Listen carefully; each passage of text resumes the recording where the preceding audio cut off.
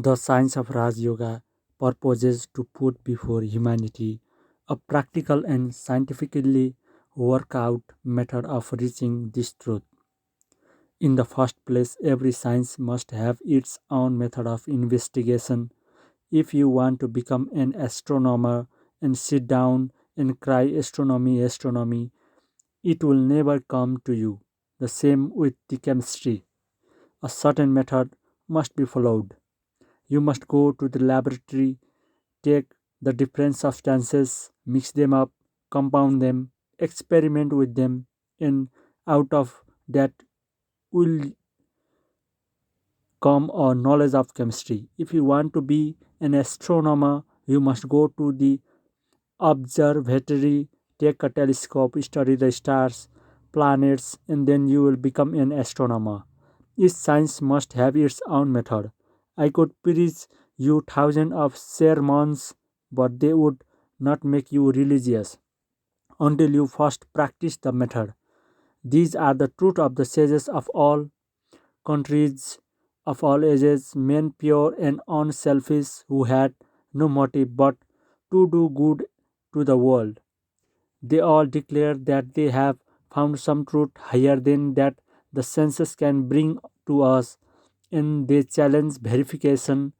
They say to you, take up the method and practice honestly, and they and then if you do not find this higher truth, you will have the right to say there is no truth in the claim. But before you have done that, you are not rational in denying the truth of these assertions. So you must work faithfully using the prescribed method and light will come.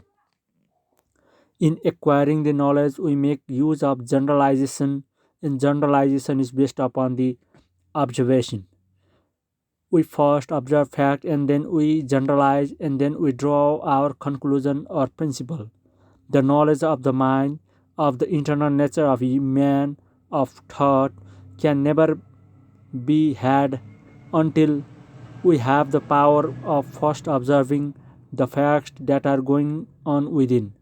It is very easy to observe facts in the external world, and many thousand instruments have been invented to observe every point of nature. But in the internal world, we found no instrument to help us.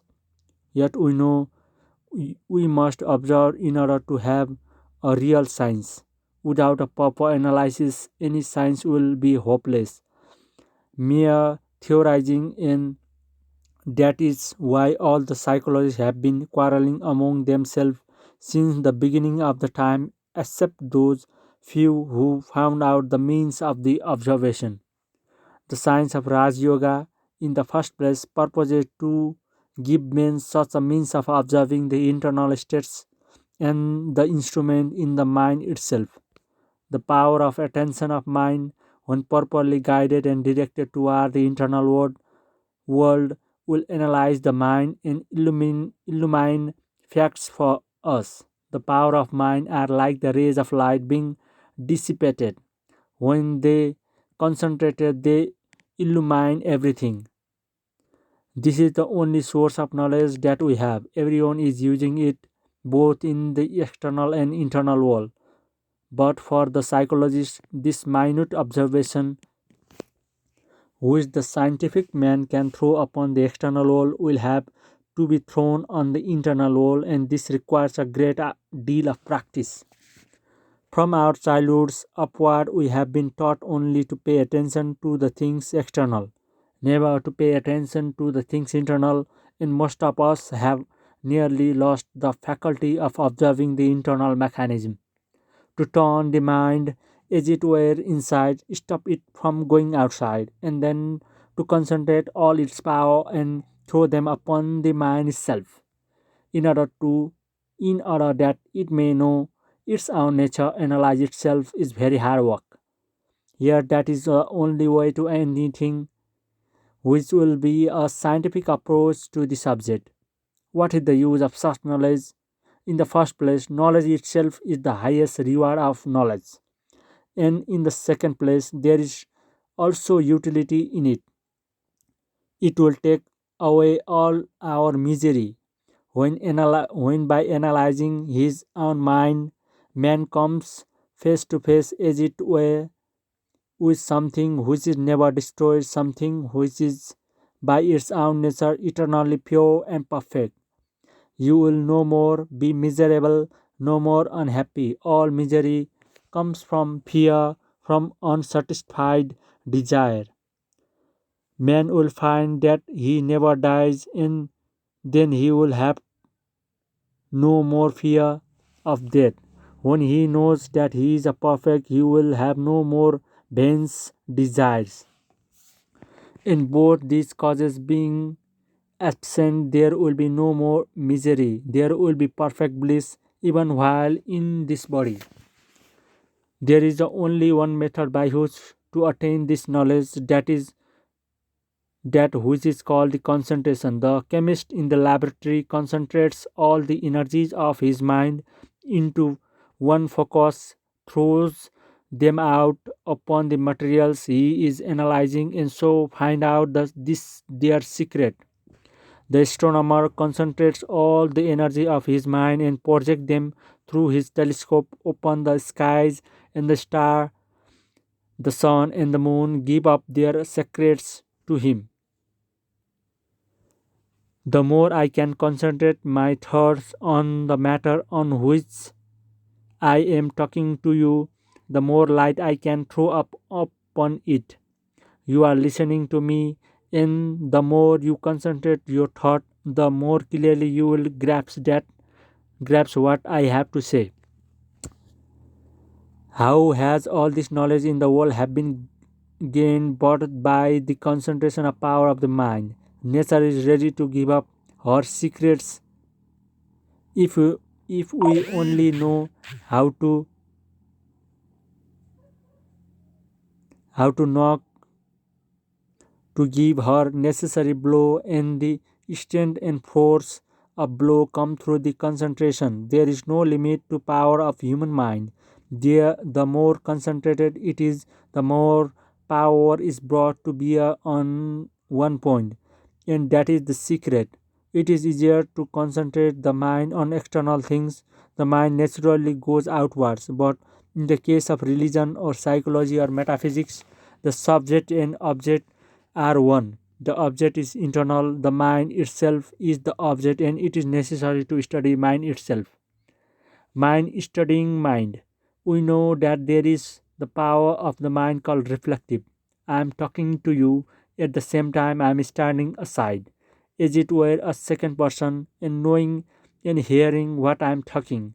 You work and think at the same time. Another portion of your mind stand by and sees what you are thinking. The power of mind should be concentrated in the turn back upon itself, in and as the darkest places reveal their secrets before the penetrating rays of the sun, so will this concentrated mind penetrate its own innermost secrets. Thus will you come to the basis of belief, the real genuine religion. We will perceive for ourselves whether we have soul, whether life is of 5 minutes of or of the eternity, whether there is a God in the universe or none. It will be it will all be revealed to us. This is what Rajyoga purposes to teach. The goal of all its teaching is how to concentrate the mind, then how to discover the facts in our minds, then how to generalize those facts and form our conclusion from them. It therefore never asks the question what are the religion is, whether we are deist or atheist, whether Christian, Jewish or Buddhist. We are human being. That is sufficient. Every human being has the right and the power to seek for religion.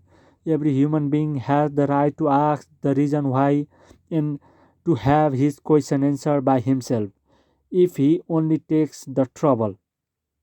So far, then, we see that in the study of Raj Yoga, no faith or belief is necessary. Believe nothing until you find it out for yourself. That is what it teaches us. Truth requires no proof to make it stand. Do you mean to say that the facts of our awakened state require any dreams or imagining to prove them? Certainly not. This study of Rajyoga takes a long time and constant practice. A part of this practice is physical, but the remaining part of it is mental. As we go along, we shall find how intimately the mind is connected with the body. If we believe that the mind is simply a finer part of the body and the mind acts upon the body, in the same way the body must act upon the mind. If the body is sick, the mind becomes sick also. If the body is healthy, the mind remains healthy and strong. When one is angry, the mind becomes disturbed. At the same time, when the mind is disturbed, the body also becomes disturbed. With this, with the majority of mankind, the mind is entirely under the control of the body. The mind is very little developed. The vast mass of humanity, if you will kindly excuse me, is very little removed from the animals. Not only that, but in the many instances, the power of control is very little higher than that of the lower animal. We have very little command of our mind. Therefore, to bring that command about, to get that control over the body and the mind, we must take certain physical helps. And when the body is sufficiently controlled, we can attempt the manipulation of mind. By manipulation of the mind, we shall be able to bring it under our control, make it work as we like, and compel it to concentrate its power as we desire. According to Rajyogi, all this external world is but the gross form of the internal or subtle. The finer is always the cause, the grosser is the effect. So the external world is the effect and the internal the cause. In the same way, external forces are simply the grosser part, of which the internal forces are the finer. One who has discovered and learned how to manipulate the internal forces will get the whole of nature under his control. The yogi purposes to himself no less tasks than to master the whole universe, to control the whole nature. He wants to arrive at the point where what we call the nature's law will have no influence over him, where he will be able to get beyond them all. He will be master of whole nature, internal and external. The progress and civilization of human race is simply controlling this nature. Various races differ in their processes, just as in the same society some individual want to control external nature and other want to control internal nature. So among races, some want to control the external nature and some want to control the internal. Some say that by controlling internal nature we can control everything. Some that by controlling external nature we can control everything. Carried to the extreme, both are right because there is a neither internal or nor external. It is the fictitious limitation that never existed. Both are destined to meet at the same point, the externalist and internalist. When the both reach the extreme of their knowledge, just as the physician, when he pushes his knowledge to its limits, find its melting away into metaphysics, so the metaphysician will find that what he calls mind and the matter are but apparent distinction which will have to vanish forever. The end and the aim of all science is to find a unit that one out of which all this manifold is being manufactured, that's one existing as many. Raj Yoga purposed to start from the internal world to study the internal nature and through that to control the whole, both internal and external. It is very well attempt. India has been its special stronghold, but it was also attempted by the other nation. In the Western country, it is thought to be mysticism. People who wanted to practice it were either burned or killed as witches or sorcerers in India for various reasons. it fell into the hands of person who destroy 90% of knowledge in of that person which reminded try to make a great secret. In modern times, many so-called teachers have arisen rose worse than those of India because the latter knew something while these modern exponents do not. Anything that is secret and mysterious in this system of yoga should be at once rejected. The best guide in life is strength. In religion, as in everything else, discard everything that awakens you have nothing to do with it. All mystery, monogreen awakens the human brain through it. This science of yoga has been well nigh destroyed, but it is really one of the grandest of science from the time that is was discovered more than 4,000 years ago. It was perfectly delineated and formulated and the preached in India. And it is a striking fact that the more modern the commentator, the mistake, the greater the mistake he makes, the more ancient the writer on it, the more rational he is. Most of modern writer talks of all sort of mystery, thus it fell into the hand of few person who made it a secret instead of letting the full blaze of daylight and reason fall upon it. And they did so that they might have the power to themselves. In the first place, there is no mystery in what I preach. What little I know, I will let tell you. So far as I can reason it out, I will do so. But what I do not know, I will simply tell you that it is what the books say. It is wrong to blindly believe. You must exercise your own reason and judgment. You must practice and see whether these things happen or not, just as you would take up any other science of a material nature. Exactly in the same manner, you should take up this science for study. There is neither mystery nor danger in it. So far as it is true, it ought to be preached in the public state in the broad daylight. Any attempts to mystify these things is productive of the great danger. Before proceeding further, I will state to you a little of the Sankhya philosophy upon which the whole Rajyoga is based.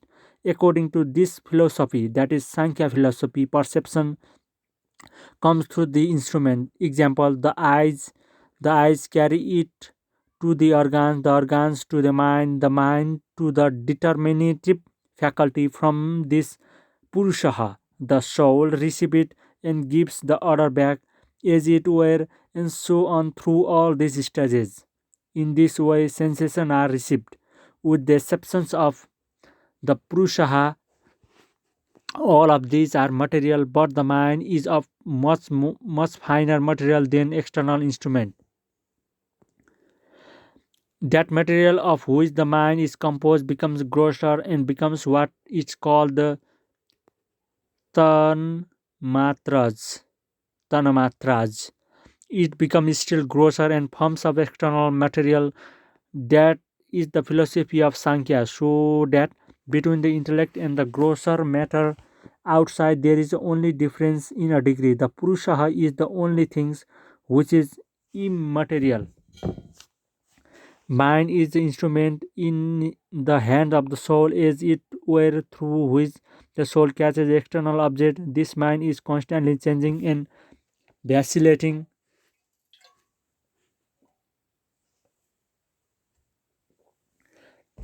and it can either attach to itself to several organs or to one or to none. For instance, if I hear the clock with the great attention, I will not perhaps see anything, although my eyes may open, showing that the mind was not attached to the seeing organ, although it was to hearing organ. In the mind, in the same way, can attach to all organs simultaneously. The mind has reflexive power of looking back into its own depth. This reflective power is what the yogi wants to attain by the concentrating power of mind and turning them inward. He seeks to know what is happening inside. There is in this no question of mere belief. It is the analysis of certain philosophers, modern physicists, psychologists tell you that the eyes are not the organs of vision, but that are organ are in the nerve center in the brain. So with all these senses, they also tell you that these centers are formed of the same material as the brain itself. So Sankhya's will also tell you, but one is a statement on the physical side and the other on the psychological side, yet both are the same. Beyond this, we have to demonstrate. The yogi purposes to himself to attain that fine state of perception in which he can perceive all these things. There must be a mental perception of all different states. We shall perceive how to sensation is traveling and how the mind is receiving, how it is going to determinative faculty and how this gives it to a purusha is each science requires a certain preparation as each science has its own method. Until we follow that method, we can never understand that science. So in Raj Yoga, certain regulation is to food are necessary. We must use that food which brings us the purest mind. If you go into a menagerie, you will find this demonstrated at once. You see the elephants, huge animals, but calm and gentle. And if you go toward the cages of the lions and tiger, you will find themselves restless, showing how much difference has been produced by food. All the forces that are working in this body have been produced out of the body. We see that every day, if you begin to fast first, your body will weak, the physical forces will suffer, then after a few days the mental forces will suffer also.